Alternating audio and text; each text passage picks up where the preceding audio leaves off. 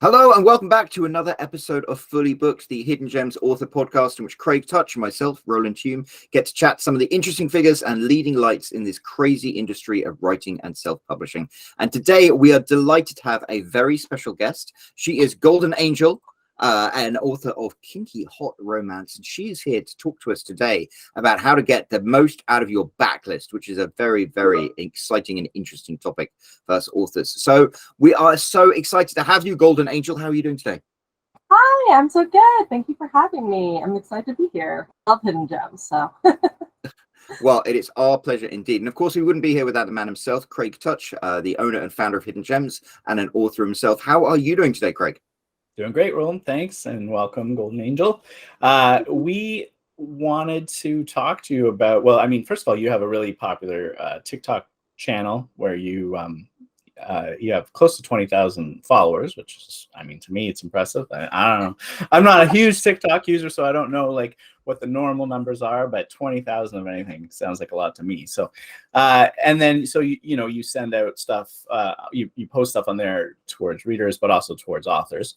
And, one of the things that you are an expert on, and in fact, you told me you were giving a presentation on this topic at InkersCon this year. So if anybody wants to hear more in-depth version of this, then they might want to get a ticket to that. But you're going to be talking about backlist marketing. So the idea of marketing your older books, not necessarily just your new release, which we do talk about a lot. We talk about marketing, and generally we focus on new release marketing because that's usually what people really want to push, their latest book.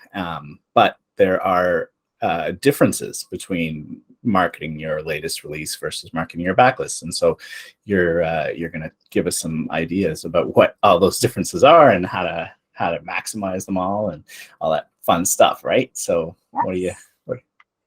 Take it away then.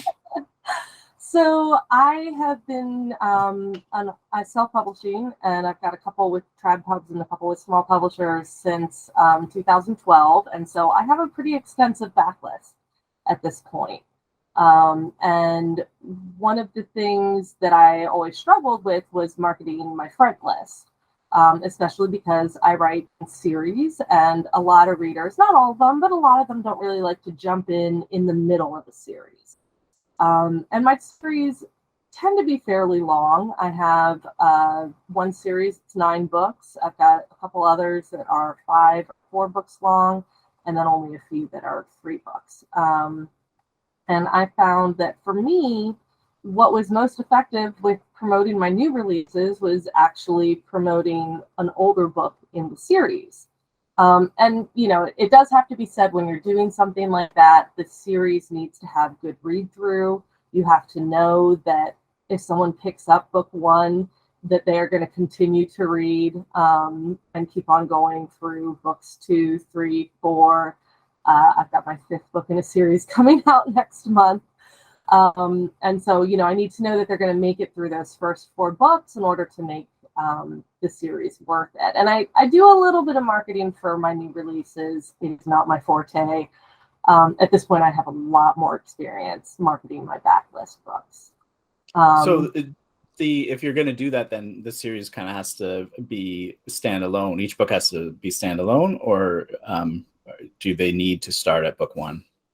So I personally write my books so that each of them, someone could just jump in right in the middle of the series. That's the way I prefer to do it. However, a lot of the techniques I would use would work for someone who the reader does have to start at book 1, because most of the time I am promoting book 1. So if it's a series with cliffhangers, these tactics still work. And they can work for standalones too. It gets a little bit more difficult, but you create I believe I heard it's Sky Warren. I was taking her class, and she called it a secret series, where at the end of the book you say, "Hey, if you enjoyed this book, make sure to check out my other book, and name another book that's similar in genre or feel," so that even though it's a standalone, the readers know, okay, this is where I want to go next, because that's really how I earn my income is readers.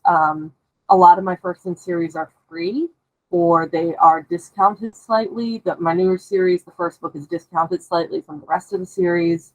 My older series that are finished, the first book is free. And you don't make any money on a free book, and you make less money on a discounted book. But I know that once someone reads that, there's a pretty good chance that they're going to keep reading. My series have good hooks. They know exactly, and the nice thing about series is that you know exactly where to go when you're done with the book. If you liked it, you just go to the next book in the series. So if you're doing standalones, you do have to kind of let them know where to go.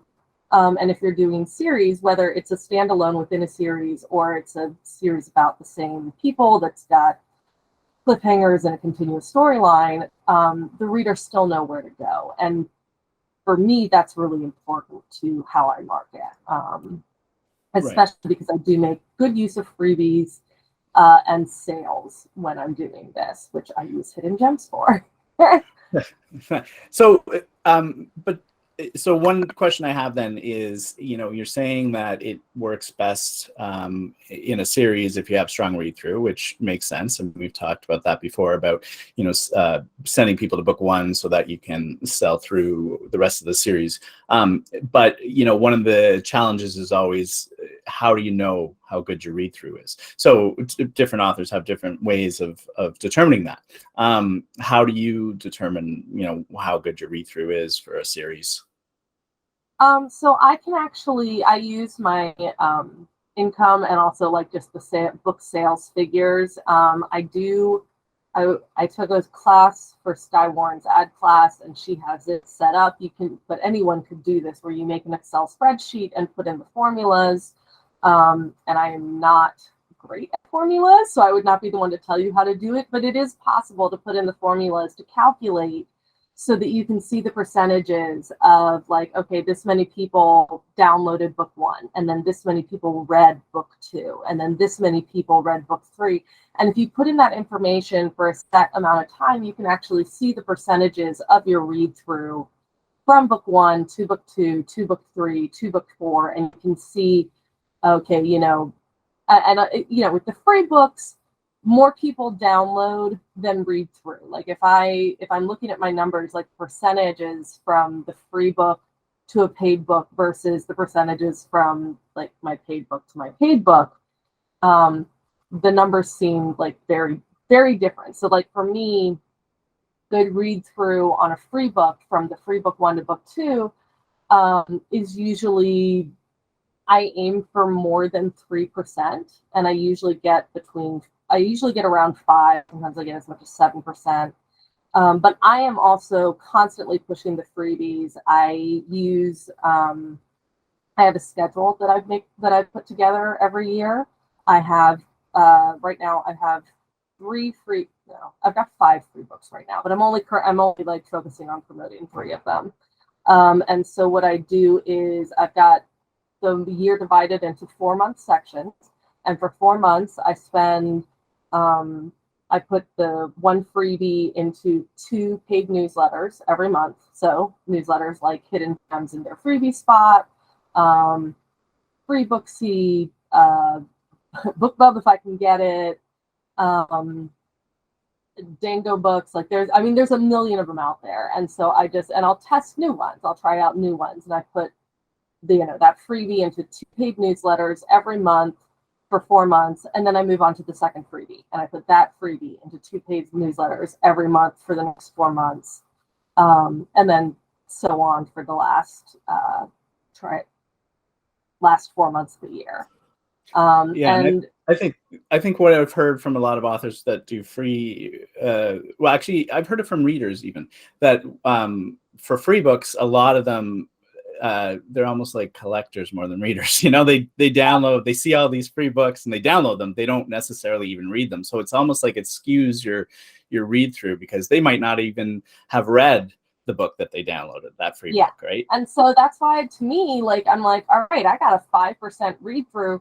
I mean, and of course, the more downloads you get, the lower that read through number is actually going to be, the percentage. However, and what I have found is what really matters on getting the readers to read rather than just downloading and holding on to them, is the little tagline that goes with having a good cover, of course, because they see the cover, they know this book looks like it's the genre that I like, and that warms them up to you. And then the little blurb goes in the newsletter, like how hooky that is and how hooky your blurb is and how much that makes them want to read it. I've found that by updating blurbs, updating the language that I'm using in the ads, that's what's made the biggest difference in actually getting read through for me. Yeah, makes sense. And then are your books in KU? Mine are not. Well, I actually have two pen names. Golden Angel, 95% of my books are not in KU. They are wide. I do have a second pen name, which is Dark Romance and Erotica, Sinistre Ange, and she only has about 10 books. And I do something slightly different with her because the marketing between KU and wide, I use freebies for both, but in a different way. With my wide books, I have what we call perma freebies. They're long-term freebies. I have two that have been free for years at this point, and two of my more popular, right at the beginning of my more popular series. And then I have, I alternate, and like every 6 months or so, I change up the third freebie. For KU, I absolutely make use of the KU countdown deals and the KU freebie days, because the other nice thing about those is Amazon will push those books for you if you're a KU author. Like you put it free, Amazon wants everybody to know. It's a really nice, or you put it on sale. Like it's a really nice way to get that kind of. It's not the same as the algorithm boost that you get when it's a new release, but it does give you a boost. And last year, I don't pay a whole lot of attention to my second pen name, but last year I decided I'm usually making around $4,000 to $5,000 with that pen name. It's got 10 books. It does well.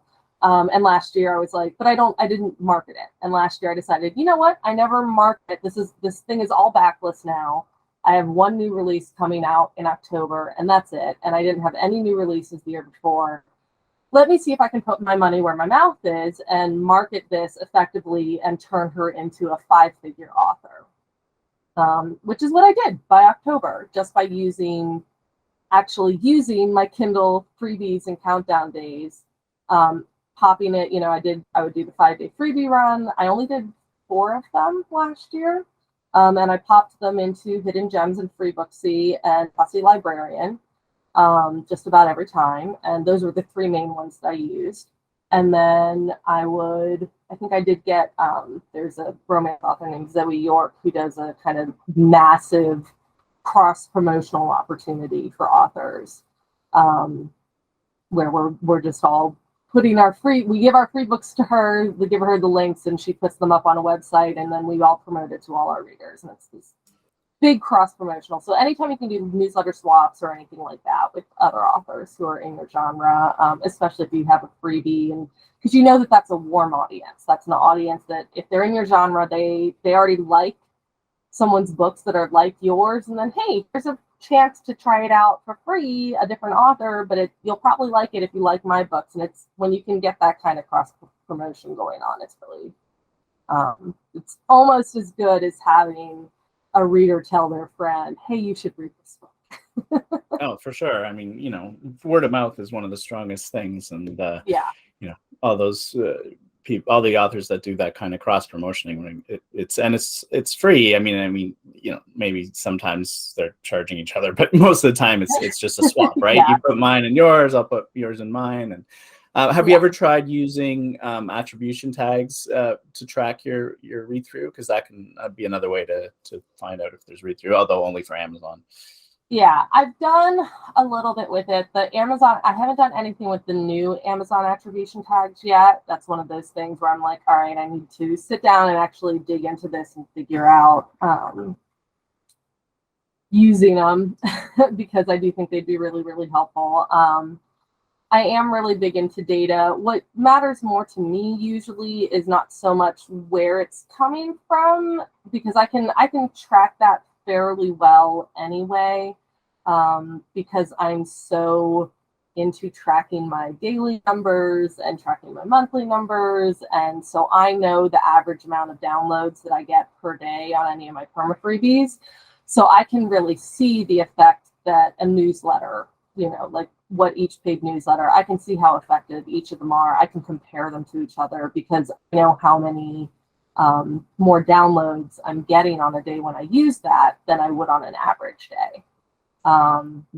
Right, but I guess there's always that sense of, or that element of guesswork where, there's some organic sales or there's some things coming in from other marketing things that you've done. So you're never like 100% sure about, did this sale come because of this, right? But with the attribution tags, I guess you can have them on one tag on, say, your whole series. And then if somebody were to buy book one, then buy book two and buy through, you could actually tell that person bought all of them, right?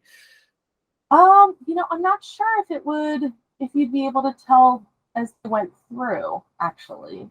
I mean, you'd be able to tell that they got book one, and you would know where they came from, like if they came from an ad that you were running, or if they came from organic, or if they came from a paid newsletter. I'm not sure that I'm going to look into that. I'm not sure that you would be able to track whether or not they bought book two. So I use attribution tags, and when I create my campaigns, I'll be promoting one particular book. You can add products. So I promote my MC Romance series, and I put all of those books in. And the great thing is, when I'm looking at the dashboard, it says, yeah, you sold 20 editions of this book, but also you sold 3 editions of the other books. And you can actually see that the traffic that you're driving to that one book then migrated to get traffic to sell your other books, and they do actually track that. So I can see it's like, it's kind of cool because I can now see, how my advertising is also filtering out to my backlist as well. And that includes the KU page reads. I mean, all of my books are in KU, and I can see precisely, like, 400 pages is the average read. So I get 400 pages of my book one, and then a day later I'll have 400 pages of book two, and then you can see the individual people reading each book in your series and like where they drop off. And at that point, it's like, okay, maybe I need to work on book 5 because people are dropping off and not reading book 6 and stuff like that. So can you tell, would you be able to like tell if like you used an attribution link for like, say, free Booksy, and and then a different one for hidden gems like the next day? Would you be able to tell, like who downloaded from free Booksy and who downloaded from hidden gems?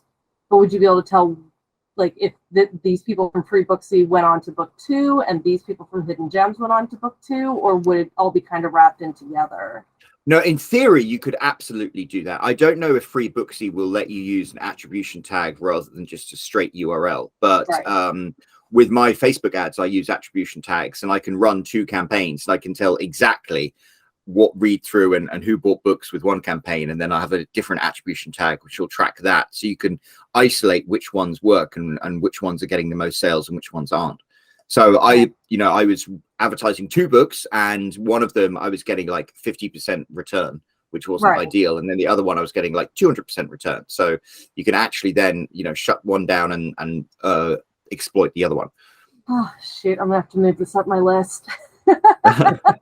Attribution tags are amazing. It's a game changer. Yeah, I'm going to have to move it up my list. I don't do a ton with paid ads. I know, and I do know KU authors tend to do more. I think not to say that wide authors don't do any, but most of the time I'm running kind of low level, the drip ads on BookBub and Facebook, and usually just to the freebies and the 99-cent deals. And I don't do a whole lot of ads to my new releases unless I'm like trying to hit a list or something.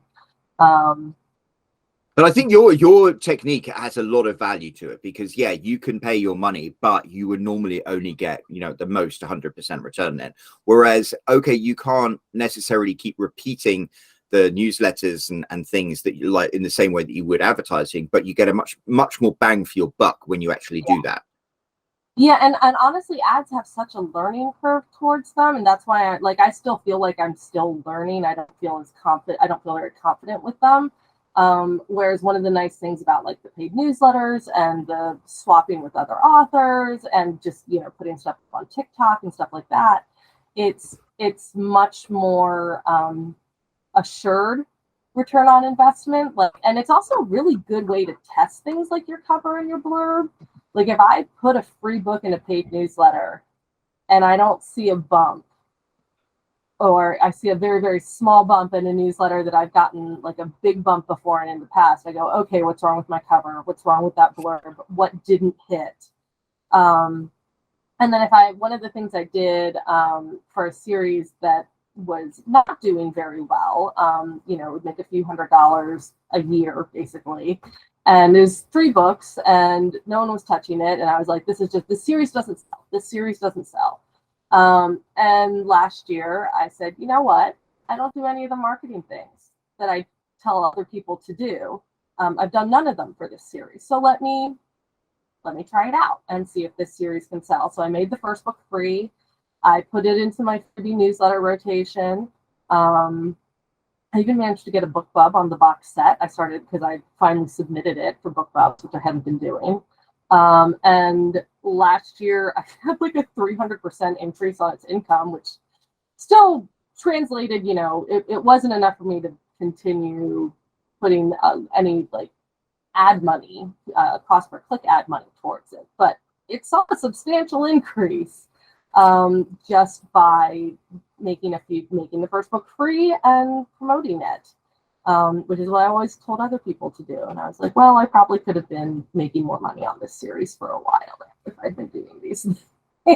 Oh, well, you'll kill yourselves with the shouldas, won't you? Yeah. But paid newsletters are honestly my favorite tactics because, it's a newsletter that's been curated for you, that it's not your readers, but it's readers who have signed up because they want books like yours. And hopefully, eventually, even if they don't read it right away, they'll get to it. I've definitely had readers contact me and say, oh, I can't believe it took me so long to read your book. It's been on my e-reader forever, and now I'm reading everything you've ever written. And I'm like, great, thank you. And I'm like, what? I don't mind that it came 2 years after they picked up the book, because once they're in, they're in. So I'm just kind of like, that's fine. I'm fine with that. But it is, I do think the more you can get your free books out there, just kind of like in the general public or your discount if you're running a sale, the more times people see it, the more likely they are to either pick it up or remember that they already have it. And hey, that sounded really good. Maybe I should go read that now. Which is part of the reason that I do rotate my books and put them in the same newsletters over and over again, because just because someone already downloaded it, if they go to download it again, they're like, oh, I already have it. Wow, that does look really good. And sometimes they'll go in again. And so I have found the paid newsletters and cross promotion and stuff to actually be a more reliable return on investment for me than the ads, which are getting better. The return on investment is getting better as I learn more and get better at them. But there's definitely, when it comes to knowing that I'm going to get a return and feeling assured of that, I tend to lean on the paid newsletters. Yeah. Okay, so that's one of the ways that you're doing your backlist marketing. You're putting in these, the book ones into other newsletters and all that. Not so much on the ads, and then. Is there other ways? Like, you can do those things with new releases as well, of course, right? Yeah. So, what are the sort of things that you do that are better for, I guess, backlist than for new releases? Well, I would, for new releases, you can put them in the newsletters, but really a lot of the time the newsletters are going to be most effective for books that are free or discounted. And I never want people to discount their new releases, to be perfectly honest. Because when I've done it in the past because I was like, oh, I just want I want to get a bunch of sales. And so, it was a short box set of previously released stories from anthologies that I put together. They were all Christmas themed, so I put them together in a little Christmas box set. And I said, oh, we'll just make it 99 cents because these were previously released. Everyone's already read them. And this was a while ago when I was still getting used to the idea that I had readers out there who hadn't already read my stuff. And yes, it did really well, and it sold a lot more than it probably would have if I put it out at like the real price. But it was also really depressing seeing how much money it actually made at 99 cents, which is not a lot. I will say for KU authors, doing things at like 99 cents can actually be really beneficial because you're going for the page reads as opposed to so much of the like book purchase income. So that is one of those places where I kind of differ in what I do depending on which pen name I'm using. So for KU, I would be more likely, especially in the middle of the series, to be like, surprise, it's going to be a 99 cents release, guys. Snap it up if you want to buy that within like the first 2 days, and then it goes up to full price. Because that kind of release strategy would be like, okay, well, now it's discounted, but it's going to go back. It's going to go up. You get kind of the people want to get it while it's low. And then you get that extra algorithm boost from Amazon on your release day. And then you get all the page reads and everything like that. And because KU allows you to have like the 99-cent discount deals and the freebies and everything like that, like honestly, I got kind of mad at myself for underutilizing them after I realized how much they helped last year. And so this year I'm doing like I've got 6 months instead of 4 where I'm doing freebies or things just to kind of like boost the income. But I think, you know, we get so focused on new releases and like, okay, I'm going to make all these promo images for my new releases. And I'm going to talk about I'm going to do like teaser Tuesdays, and I'm going to talk about my work in progress Wednesday, and I'm going to talk about my upcoming release and how excited I am on TikTok and everything like that. And one of the things that I've been doing for marketing my books on social media is I do talk about my upcoming releases, but mostly I'm talking about the older books. Like I have a new release coming out like a week and a half. And it's the 5th book in a series, and I've done a few I've done some TikTok videos for it, but mostly what I'm concentrating on for this next 2 weeks until it actually releases is making TikToks for the first book in that series. And kind of trying to just get people, hey, come into the series. And that way, when the 5th book releases, they're there and they're ready. So that's, you know, and I do that with a lot of my KU books too. Like the KU is really nice because you don't even have to have a series or sale going on. So you can just, especially on TikTok, you can just go up and make your posts. And I think we get so caught up in thinking about only the new releases that we forget about our backlist. And the backlist is where a lot of the money is because these books are already there. They're done. And once you get up to about 10 books, that's like 10 months worth of content that you can be promoting in between your releases. And for people who are slower writers, that can be like a really, really good thing because on a month when you're not having a release, you can do a sale.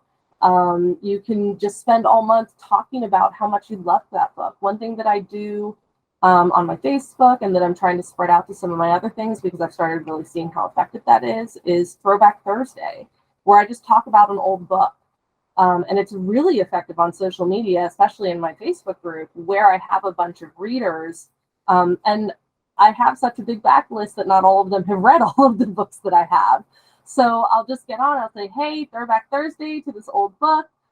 This is everything. These are some of the things I was thinking about when I was writing it. These are some of the things I really love about it. And then I'll ask a few questions for them to answer. And I love it because I get to have a discussion about a book that I haven't thought about in a while, and the readers love it for that same reason. And then I also started noticing as I was doing this, I was mostly doing it just for like funsies, but I started getting a lot of comments of like, oh, I haven't read this yet. This sounds really good. And then all the readers in my group pile on and go, oh my God, you have to read it. It's so good. And the sales on that book go up.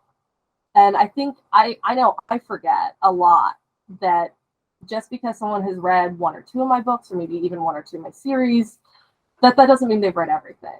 And I forget that like they might just not know, or they might just not have been tempted. But then when you start talking about it and they hear how excited you were about that book and the things you loved about it, and see other people being excited, then they're like, well, now I want to read it too.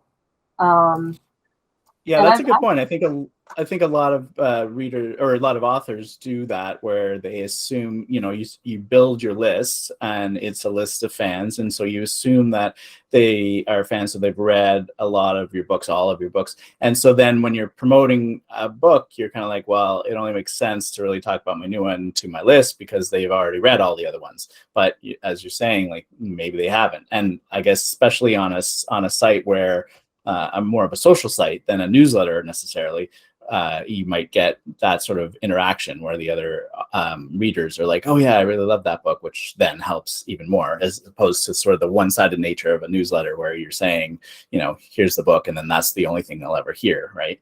So yeah, I can see how that makes a lot of sense. And I will say, you can really use this for newsletters too. One of the things that I want to do this year is transition my newsletter. Right now I send it out on Fridays, and I'm thinking I'm going to transition it over to Mondays or Tuesdays so that I can start sending a Throwback Thursday to my newsletter, because I have a lot of people on there. And I'm like, and what I realized last year, I saw another author doing this, and I was like, you know what, let me just do this to see what happens. And it was that she had her perma freebies at the bottom of every newsletter. And I was like, well, I mean, these are my newsletter. Like, surely they've downloaded all my perma freebies already, but let me just see. Let me test it, because I always like testing things so I can get the actual numbers. And I put my perma freebies at the bottom of my newsletter, and I have not stopped doing it. It's now in every newsletter, because in every newsletter, people are clicking. I get at least at least 20 clicks on that stupid banner of my perma freebies every newsletter. And I'm just like, and you just forget, because people read one book, they might sign up for your newsletter after reading one book, and then it's like, well, okay, but now there's these free books at the bottom of every newsletter, and every time people are clicking, and that's what really solidified it for me in my mind, of like, as much as I was already doing to market my backlist, that I was also missing out on the fact that I had new readers that hadn't read all of my old stuff. They got pulled in by the new stuff, and maybe they haven't heard about it. They were excited about the new stuff, but now they're just looking for more new stuff, because that's mostly what we talk about. But if you can get them excited about and hearing about some of your older stuff that you love, they respond to that, because they already like you in your newsletter. They've signed up for it. Yeah, for sure. And I guess the idea is that, I mean, if your newsletter is static, which it shouldn't really be, but if it was static, then maybe it doesn't make as much sense. Like, obviously it's not going to hurt, but the banner is probably not going to get a huge number of clicks every time. Maybe eventually it would just stop getting clicks altogether because everyone's seen it. But if your list is always growing, then you've always got those people that just signed up after reading one book.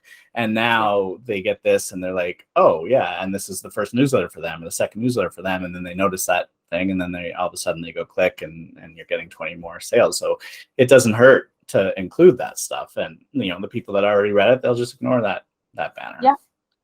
And it's just at the bottom of every newsletter now. And I send weekly. And so I'm getting about 20 clicks a week, which And how fast is your newsletter growing? Is it growing, weekly as well? So it grew faster last year because I was part of a book club. Which if anyone ever wants to do something like that, I can say, like, being part of a book club, and that's where your book goes out for free 1 month, and then the other 12 months of the year there are 11 other authors, and so everyone agrees to put the free book in their newsletter, and then to download the free book, you can decide whether you want it to be optional or required. The readers either have to or can sign up for your newsletter. And so it's a really great cross-promotional way to do it.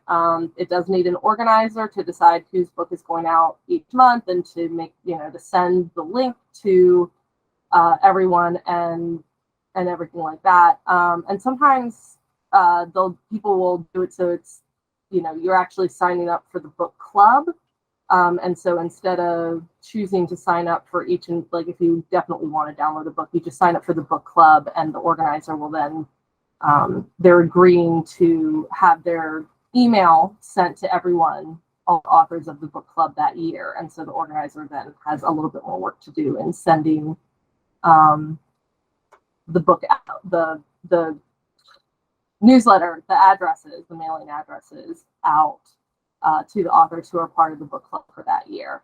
And, you know, it is one of those things where the readers can unsubscribe at any time and everything like that. But they are agreeing to have their emails sent to all of the authors when they sign up. And that can be, and that's usually used for, that's another backlist book thing, because those, you usually don't want to put your new release in as a free giveaway to possibly, you know, thousands and thousands of readers. I will say you definitely want to be, if you're going to do something like a book club, it definitely should be with other authors who are as close to what you write as you can get. You know, like you really, if you write historical romance, you don't want to be in one with like MC romance. Or if you write like urban fantasy with a little bit of romance, you don't want to be in paranormal romance. You know, you really want to find as close to your genre as possible, because it's really saying like, hey, this is a book club for people who really like books like mine, and these are some authors who write books like mine. And it's a really good way, and since the readers are choosing to sign up for it, it's a really good way of getting in front of each other's readers, but also not like forcing yourselves upon them or anything. Like they're choosing to get free books and try all these authors out. And where would they find these book clubs? Is that part of something like Goodreads, or is there websites for that? Or Unfortunately not. There are some similar things that you can find on like Story Origin and Book Funnel that are similar to that, but a lot of the time it's really authors reaching out to each other and saying, hey, this is what happened to me last year, is someone said, hey, I saw these other authors doing this thing and I want to organize it. Would you like to be one of the people, like the authors for it? And I had actually signed up for a book club the year before as a reader, because one of my favorite authors was like, hey, I'm doing this thing, sign up and get free books from me and these, get a free book a month from me and these 11 other authors who all write like me. And I'm like, well, I like you, so yeah, I'll sign up for that and try these other authors. I like new books. And so when I was invited to one, it's just someone who just decided she wanted to organize it. And I was like, yeah, I'm in. So how are they building that initial list of readers to send the books out to, I guess? Or is it just all everyone? Of the authors say, hey, so you send out like an initial email, put it up on social media, just saying, hey, I'm part of a book club this year. Or if you probably start promoting it in December. November, December, so that in January there's a list ready to go. But you say, so if it's in November, December, you say, hey, upcoming year, I'm part of a book club. You sign up, you get one book a month from me and these 11 other authors. It's, a free book. And in exchange, you're agreeing to be part of each of our newsletters. We're all really awesome. We all write in the same genre. You're going to love it. And then at the end of the year, you can choose to be part of the next year's book club, or you can choose to be done. And lot of everyone's next year. So everyone is so all 12. If there's 12 authors, they're all sort of just promoting it to their own lists, and then that's sort of like a way of building this like master list, and then everyone gets sort of like 11 other authors list of people and sort of invite. It's almost like a subscriber swap as well as a newsletter swap. I mean, very much so. And it can be it is a lot. It's more work for the organizer that way. The easier way to do it would just be to say like, okay, agree with 11 other authors that every month you're going to share a book funnel link, like agree whose month it is for each month, and then everyone agrees, all right, I'm sharing so-and-so's book funnel link in my newsletter that month. I've seen people doing round robins where it's everyone's swapping book funnel links to free books.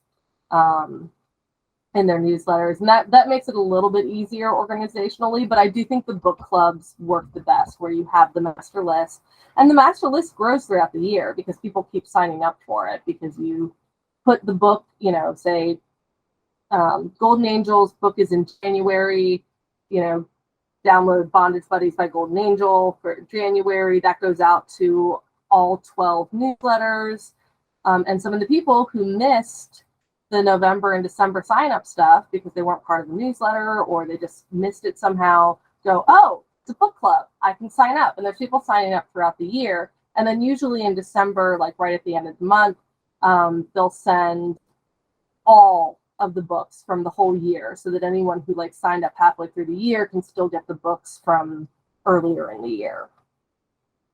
And is that like they're not physical books though, right? You're still sending ebooks. No, it's ebooks. Yeah. Okay. We usually and so, use book funnel links, I'll be honest. Right. And so I mean, anybody who joined, well, not anybody, but a lot of the people that would have joined from say your list probably already had your book, so you know they're at least getting 11 other authors' books that are that they haven't necessarily seen before. So yeah, that makes sense. And you know, depending on what I'm offering, it might be a book of mine that they haven't gotten before. So yeah, it's a pretty powerful cross-promotional tool, and again, one of those things that just works better with Backlist.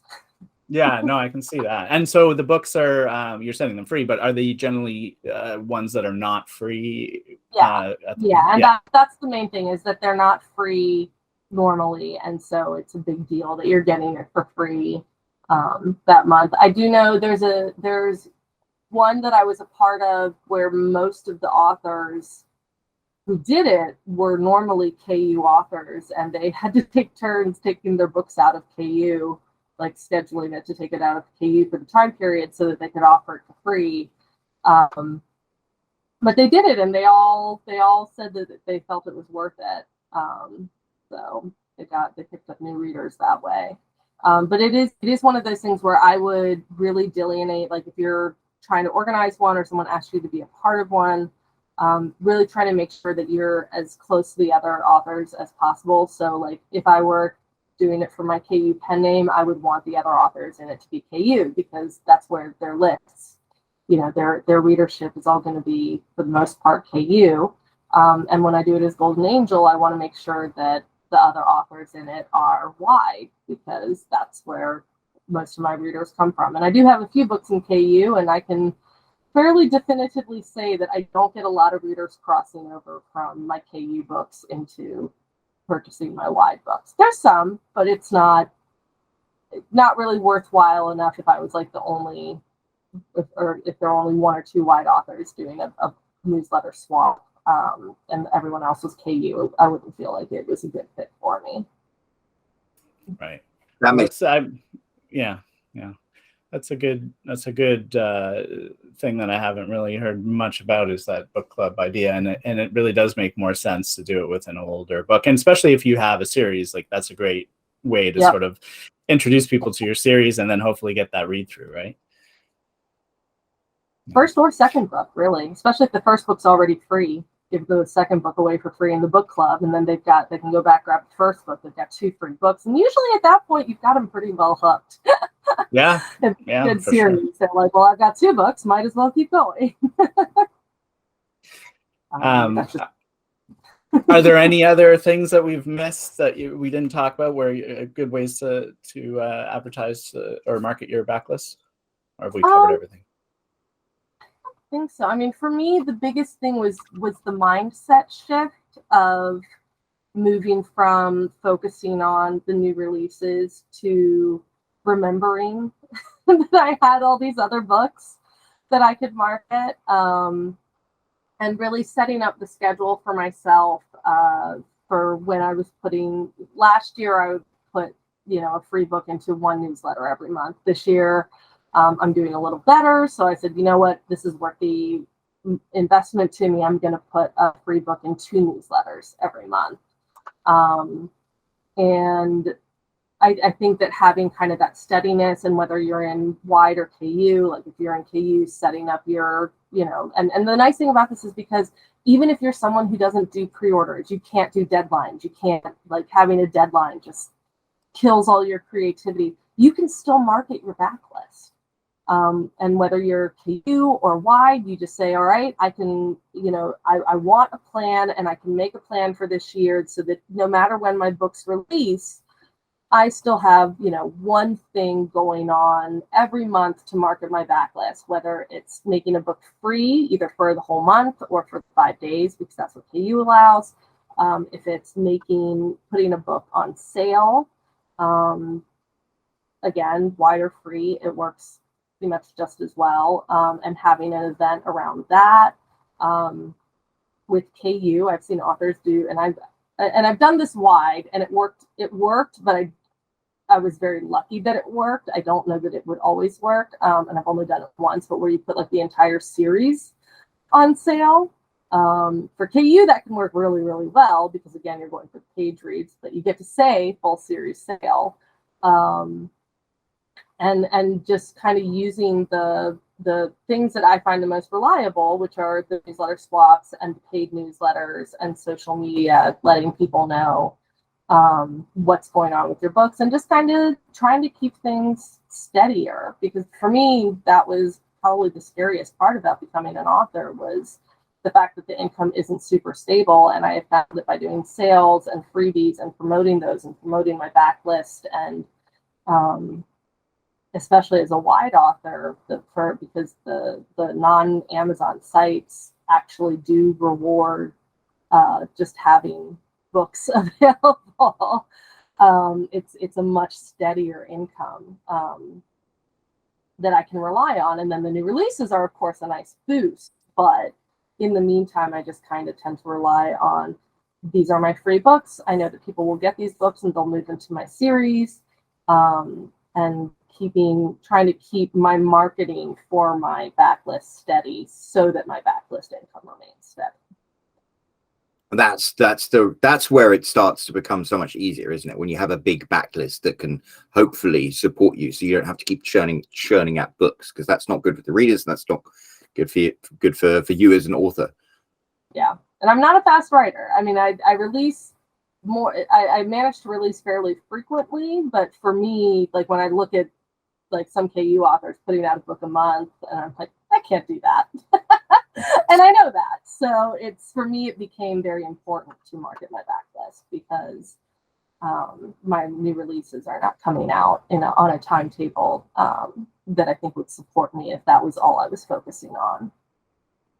Absolutely. Well, unfortunately, it looks like we are running out of time, so we're going to have to wrap this up. This has been such a fascinating discussion, and I think it's really valuable advice. I think a lot of writers, who've written quite a few books, sometimes it's so easy to dismiss your backlist and think, oh, I've shot my bolt with those. But no, I mean, there are so many thousands of people who haven't read these books, and then each, they're new books to them. Mm-hmm. Yeah, and I do think we get caught in the trap of thinking, oh, everyone who would read and enjoy this book has already read and enjoyed it. And that's just it's not true. People are still reading like Stephen King's old books and Nora Roberts' old books. And, like there's always new readers looking for content, and it doesn't matter how long the book has been out. Absolutely. I mean, Bridgerton blew up. I read Bridgerton.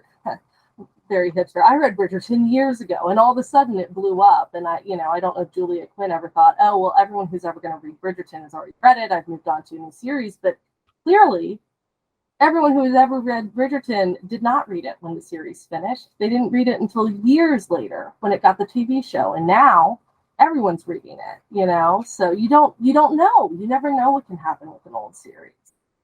We spoke to Jen Milliken, who was an author who had a viral TikTok, and suddenly a 4-year-old book was a #1 bestseller.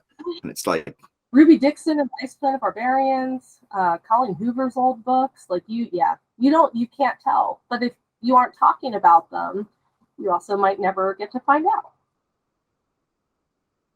out. Yeah, absolutely. Well, unfortunately, we have to wrap things up. But Golden Angel, where can people find your books?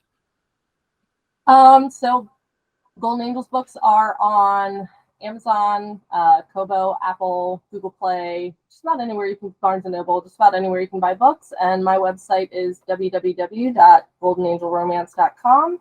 And I'm on TikTok as Golden Angel Romance. Excellent. Well, we'll drop a link down to your books down below. Craig, do you have anything else to say before we wrap things up?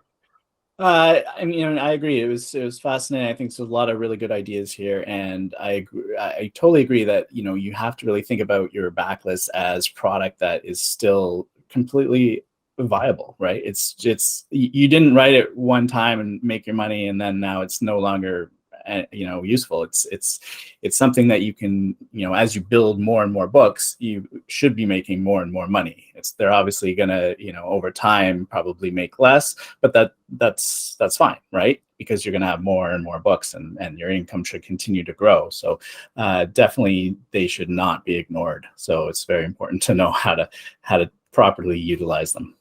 So thanks for coming on and giving us all these tips. Thanks so much for having me. I love Hidden Gems for helping me market my backlist. So our pleasure. Well, thank you so much for taking part of this. If you enjoyed everything that Golden Angel had to say, make sure to let us know in the comments section down below. And if you haven't already, hit that subscribe button, hit that bell icon for notifications. And we'll be back next week with another episode of Fully Booked. Thanks so much for supporting us.